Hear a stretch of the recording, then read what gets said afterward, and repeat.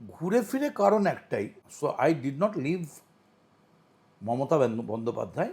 শুভেন্দুবাবু যে একেবারে নবীনতম মুখ্যমন্ত্রী হয়ে এসেছেন, আমাদের উচিত নবীনদের রাস্তা ছেড়ে আমরা এখন একটু পিছনের সারিতে যাওয়া। এবং ভোটের আগে বলেছিলেন মমতা বন্দ্যোপাধ্যায় আবারও মুখ্যমন্ত্রী হবেন, তিনিই জিতবেন। তবে ভোটের পরে শেষ রক্ষা হয়নি, কিন্তু অনেকের মতো পিছু হটেননি মদন মিত্র। এই মুহূর্তে আমাদের সঙ্গে রয়েছেন মদনদা রাষ্ট্রপতি বন্দ্যোপাধ্যায়। স্বাগত।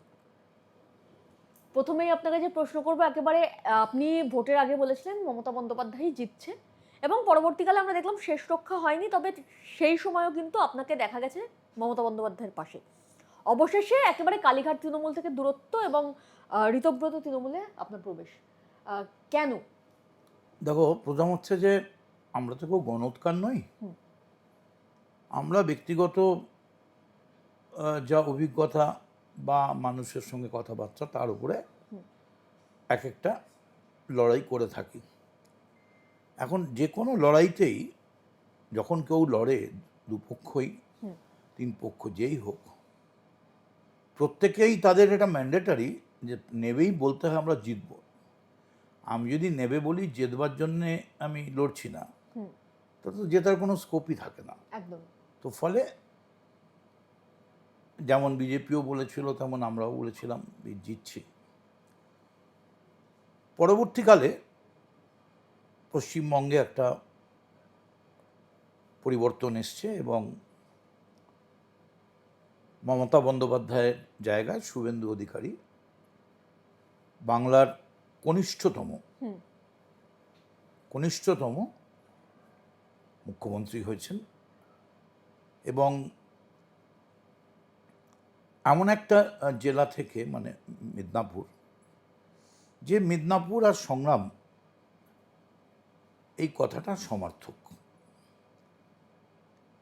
এবার প্রশ্ন হচ্ছে যে মমতা বন্দ্যোপাধ্যায়ের সঙ্গে থেকে আমাদের সরে আসা কারণটা কি? কারণটা যে খুব অনেকগুলো কারণ তা নয়, ঘুরে ফিরে কারণ একটাই, যে পার্টির মধ্যে আমি এর আগে, মানে এখন নয়, এর আগেও আমি বহুবার প্রতিবাদ করেছি এবং আমি বলেছি যেভাবে চলছে পার্টি, এবং যেখানে এখানে পার্টির মধ্যে আভ্যন্তরীণ গণতন্ত্রের টুটি চেপে, গলা চেপে, বিশেষ করে অভিষেক বন্দ্যোপাধ্যায়, এবং অভিষেক যেটা বলবে সেটাই, যদি সেই কথাটা মূল্যবান হতো, সেই কথায় পার্টির লাভ হতো, তাতে আমাদের কোনো আপত্তি ছিল না।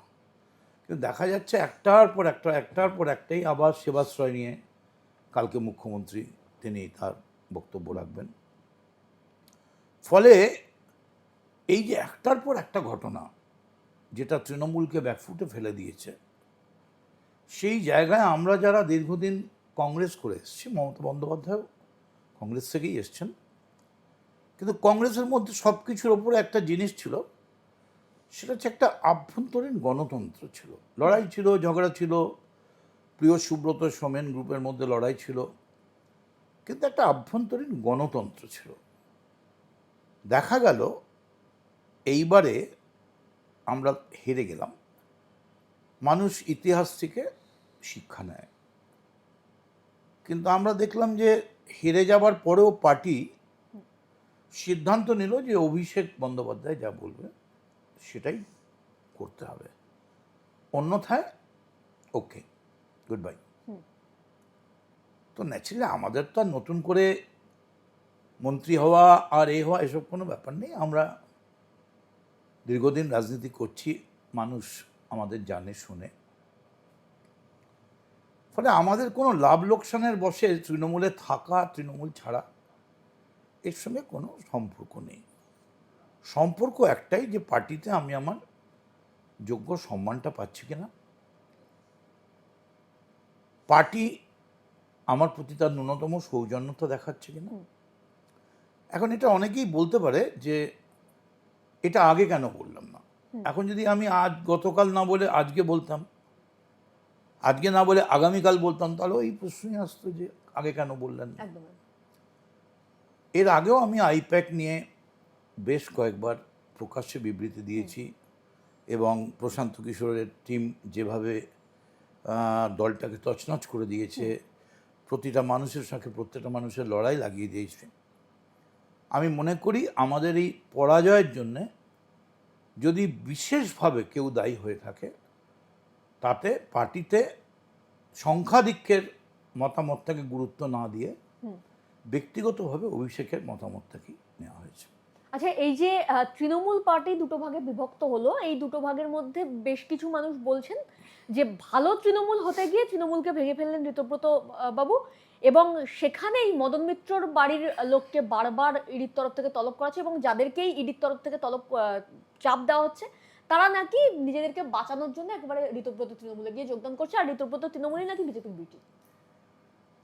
প্রথম কথা হচ্ছে যে বিজেপি আমাকে এক্ষুনি ইডি সিবিআই দিয়ে এরকম হ্যারাস করাচ্ছে, এরকম কোনো বক্তব্য নেই। এই কারণে যে এর আগেও আমাদের বিভিন্ন সময় বিভিন্ন কারণে সবসময় আমাদের, অন্তত আমার ব্যাপারে একটা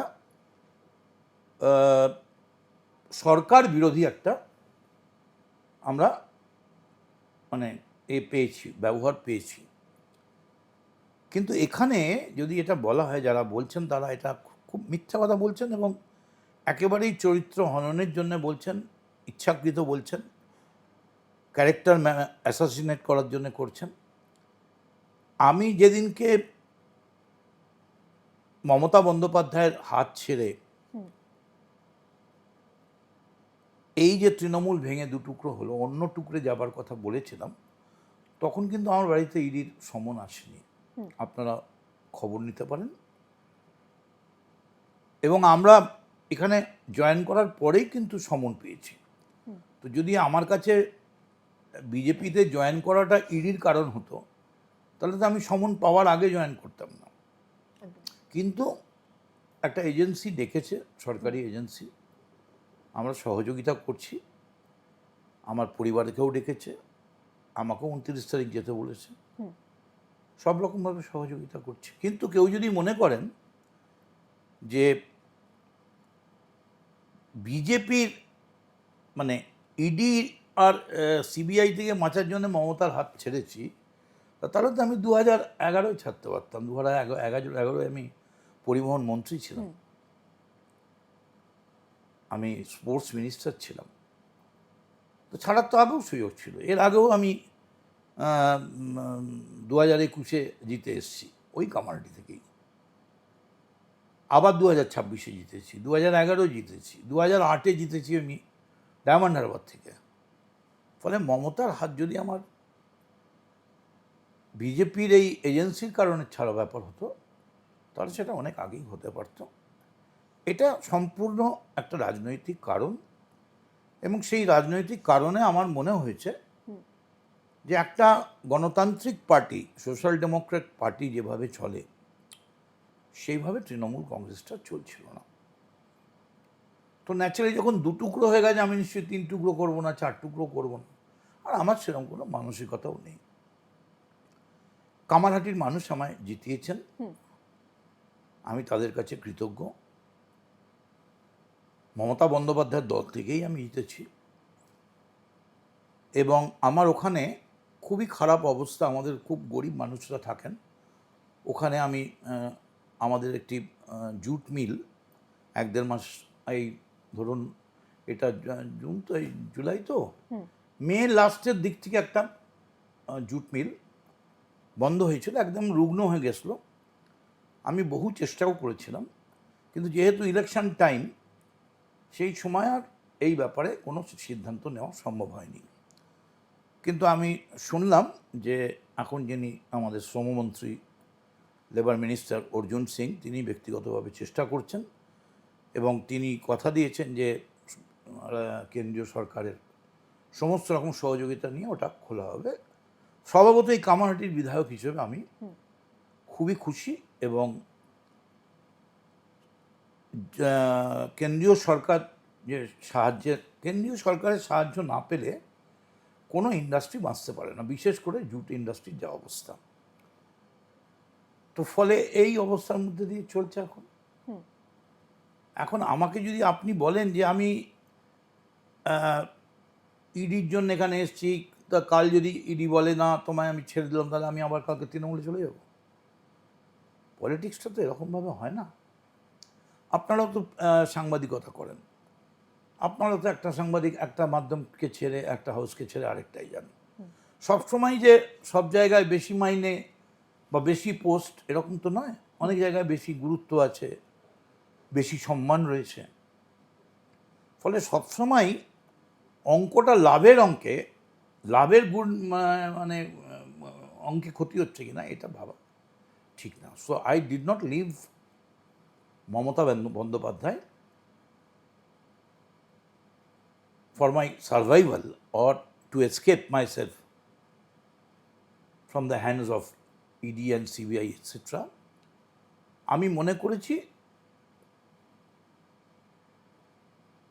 শুভেন্দু বাবু যে একেবারে নবীনতম মুখ্যমন্ত্রী হয়ে এসেছেন, আমাদের উচিত নবীনদের রাস্তা ছেড়ে আমরা এখন একটু পিছনের সারিতে যাওয়া, এবং আমি আশা করব যে তার নেতৃত্বে পশ্চিমবঙ্গ, যেমন আজকেই একটা খুব বড় গণ্ডগোল হতে পারত বা হয়েছে, কিন্তু যে কোনো কারণেই হোক এখনও অবধি মানে আমার একটা ধারণা হয়েছিল বোধহয় 21শে জুলাইয়ের জায়গায় চলে যাবে, কিন্তু however as an human being, as a citizen, আমি খুশি যে খুব বড় ক্যাজুয়ালিটি ছাড়াই এখনও অবধি আজকের ঝামেলাটা